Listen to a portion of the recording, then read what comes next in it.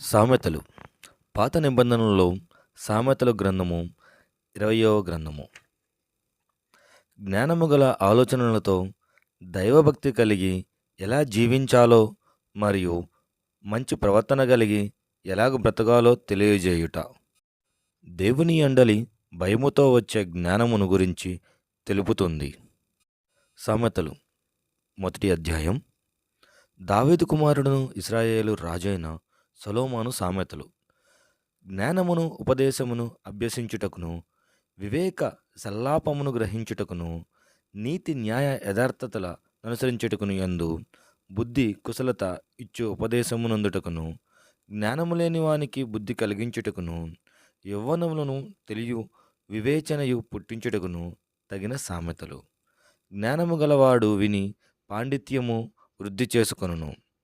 వివేకము గలవాడు ఆలకించి నీతి సూత్రములను సంపాదించుకొనును.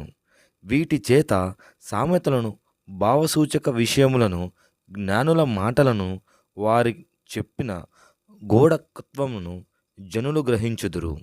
యెహోవా యందు భయభక్తులు కలిగి ఉండుట తెలివికి మూలము. మూర్ఖులు జ్ఞానమును ఉపదేశమును తిరస్కరించుదురు. నా కుమారుడా, నీ తండ్రి ఉపదేశమును ఆలకింపుము. నీ తల్లి చెప్పు బోధన త్రోసివేయకము. అవి నీ తలకు సొగసైన మాలికయు, నీ కంఠమునకు హారమునై ఉండును. నా కుమారుడా, పావులు నిన్ను ప్రేరేపింపగా ఒప్పకము. మాతో కూడా రమ్ము, మనము ప్రాణము తీయుటకై పొంచియుందుము. నిర్దోషి అయిన యొక్కని పట్టుకొనుటకు దాగి ఉందము. పాతాళము మనుష్యులను మృంగివేయనట్లు వారిని జీవముతోనే మృంగివేయుదము. సమాధిలోనికి దిగువారు మృంగబడినట్లు వారు పూర్ణ బలముతో నుండగా మనము వారిని ప్రేమించి వేయుము. రమ్ము అని వారు చెప్పునప్పుడు ఒప్పుకుము. పలు విధములైన మంచి సొత్తులు మనకు దొరుకును. మన ఇండ్లను దోపుడు సొమ్ముతో నింపుకొందుము. నీవు మాతో పాలివాడవై ఉండువు. మనకందరికీ సంచి ఒక్కటే ఉండును అని వారు నీతో చెప్పుదురు. నా కుమారుడా, నీవు వారి మార్గమును పోకుము. వారి త్రోవల యందు నడవకుండా నీ పాదము వెనుకకు తీసుకొనుము. కీడు చేయుటకై వారి పాదములు పరుగులెత్తును. నరహత్య చేయుటకై వారు త్వరపడుచుందురు. పక్షి చూచుచుండగా వలవేయుట వ్యర్థము. వారు స్వనాశనమునకై పంచియుందురు.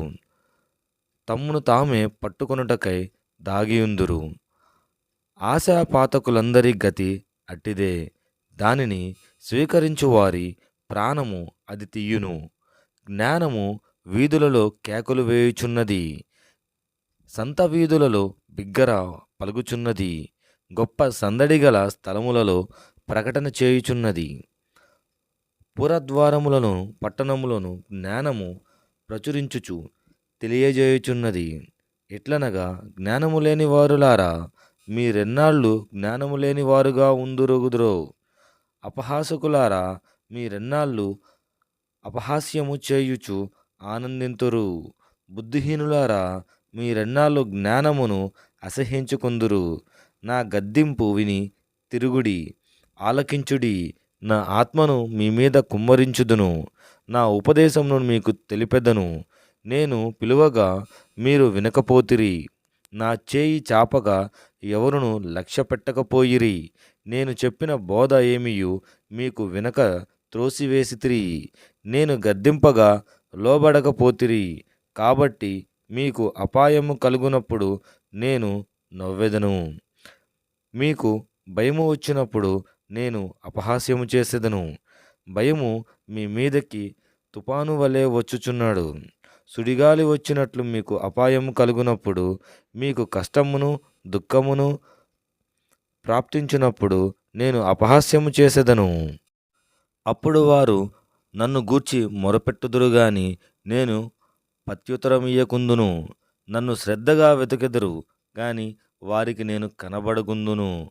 జ్ఞానము వారికి అసహ్యమాయను. యెహోవా యందు భయభక్తులు కలిగి ఉండుట వారికి ఇష్టము లేకపోయెను. నా ఆలోచన విననొల్లకపోయిరి. నా గద్దింపును వారు కేవలము తృణీకరించిరి. కాబట్టి వారు తమ ప్రవర్తనకు తగిన ఫలమును అనుభవించెదరు. తమకు వెనక్కి వెక్కసమగు వరకు తమ ఆలోచనను అనుసరించెదరు. జ్ఞానము లేని వారు దేవుని విసర్జించి నాశనమగుదురు.